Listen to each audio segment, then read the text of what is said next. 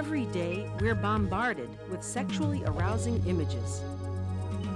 But for the sexually obsessed person, even normal, everyday sights and sounds can be sexual triggers.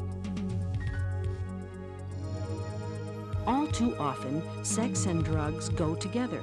Indulging one sets you up for the other.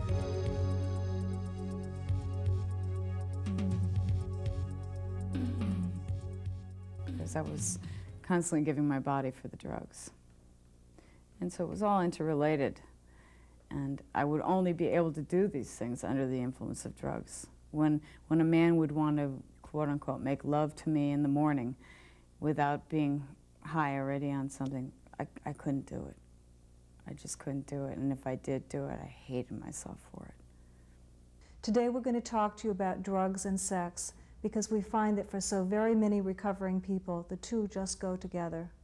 How do you know if you have a sexual addiction tied to your drug use? Well, if you've repeatedly acted out sexually while high, had unsafe sex, had anonymous sex, had sex with multiple partners, sought out prostitutes, had abusive partners, you may have a full-fledged sexual addiction in combination with your drug dependency. The sexual addiction must be addressed as part of your recovery from chemical dependency. Why? Because of the problem that we call reciprocal relapse. That is, where one addiction sparks off relapse to the other. You won't be able to stay abstinent from drugs unless you stay abstinent from compulsive sex, and you won't be able to stay abstinent from compulsive sex unless you remain abstinent from drugs.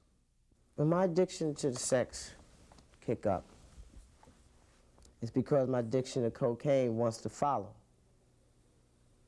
I pick up cocaine, and I've thrown my life away. You know, I have another get high in me, but I might not have another recovery.